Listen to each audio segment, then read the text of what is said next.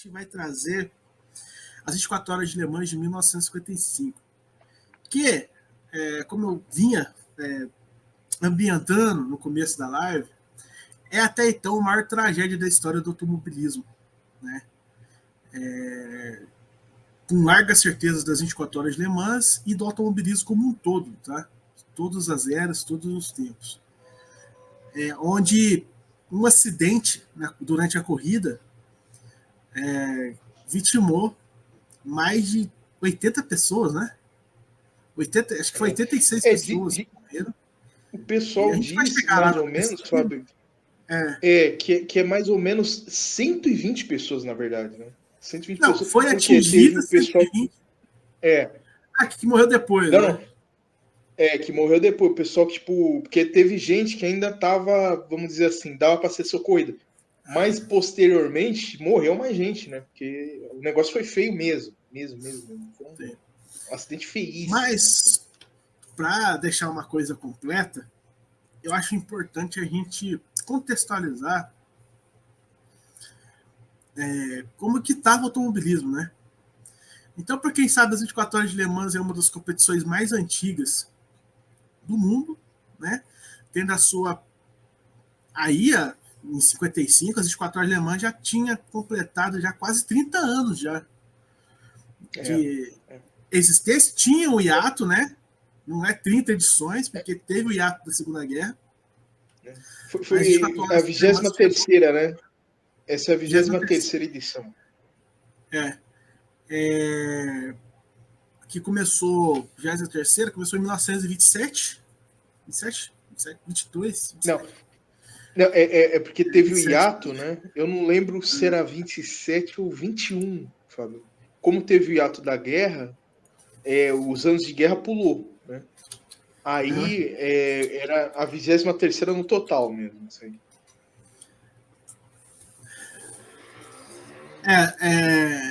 Pulou, viu, o Jorge? 1903. Tá. Pulou porque teve a guerra e também em 1935 teve a greve na França dos industriais. E aí também não teve. Então teve esse ano, 35, e de 1939 a 1947 que não teve. Então, greve na França é algo normal, viu, pessoal? Então, algo constante, assim, né?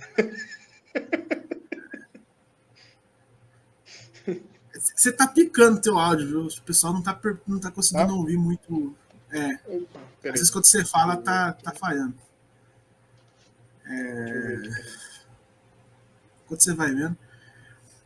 Então, teve esse ato, então, né? Desses anos. E aí nós chegamos à 23ª edição das 24 horas de Le Mans em 1955, né? 24 horas de Le Mans que ano passado completou 100 anos, né? de existência, 2023, né? A Ferrari ganhando, lógico. E nós chegamos em 1955 numa transição de forças nas 24 horas de Le Mans.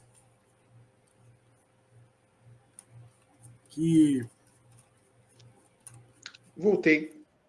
Peraí, gente, que eu tô pegando Melhorou? aqui um dado aqui. Muito importante para passar para vocês sobre as 24 horas de Le Mans. Agora o áudio tá bom, Fábio? O pessoal que está vendo a live? O áudio tá bom, tá bom. Tá bom, perfeito. Boa noite, Gustavo. Pô, prazerzão ter Boa você noite. aqui, viu?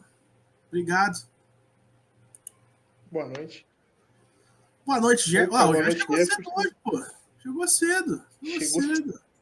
Chegou realmente no começo da história. Então, mas a gente estava falando do contexto histórico, né, Fábio? Eu estava contando que o Gustavo mandando um salve para você também, Gustavo, você e toda a sua família aí. E estamos aqui, né? Obrigado mesmo pela mensagem. E aí, em 1955, o mundo estava passando por uma transição e a evolução também dos carros, né? Grandes evoluções dos carros, principalmente em pista, né? A Fórmula 1 que nascera, né? Ou nascia, como vocês quiserem chamar, em 1950, já tinha 5 anos de existência já, e muitos dos pilotos de Fórmula 1 corriam Le Mans. Né? Porque, incrivelmente, né, Fábio, a prova de longa duração, nessa época, o carro de turismo, ele era... Só um minuto.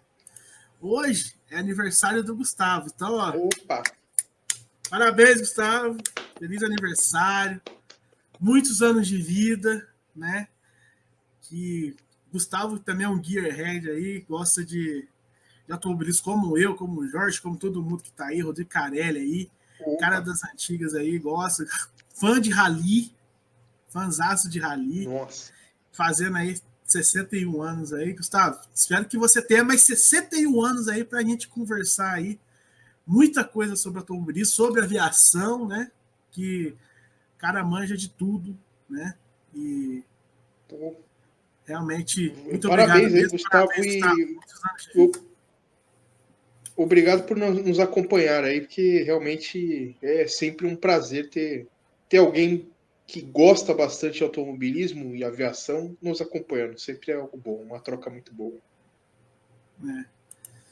Vamos contar uma história de qualidade para você hoje. Muito obrigado mesmo. Tamo junto sempre. Vamos voltar, a gente vai combinar mais temas interessantes aí, né? Como tava muito em cima da hora, não deu para chamar pro Alfa Romeo. Mas o Carelli, o Carelli tá um show. Viu, Carelli? O Carelli tá aí. Foi monstro. Foi monstro. É monstro. Então, voltando... Mas como... voltando, né, Fábio? As provas de endurance e de turismo, elas eram mais prestigiadas nessa época que a própria Fórmula 1, que estava nascendo, né? Que estava, assim, numa situação ainda de propagação. Então, o endurance e os carros de turismo eram meio que o carro-chefe. Tanto que o público dessa Le Mans 55 foi de 250 mil pessoas estimado. Era gente, assim... muita gente, né, para acompanhar uma prova de automobilismo naquela época era um público bastante alto, assim. Verdade. 250 mil pessoas. E nossa, acho que eu errei o slide. Brincadeira. Esse é o slide da capa. Mas aí, ué, batendo tudo.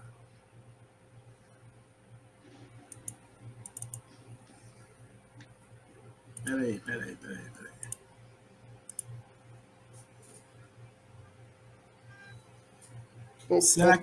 Pode ir falando aí? Pode, mete pau. Então, o público era muito massivo, né? 250 mil pessoas. Existia uma expectativa para a prova, por quê?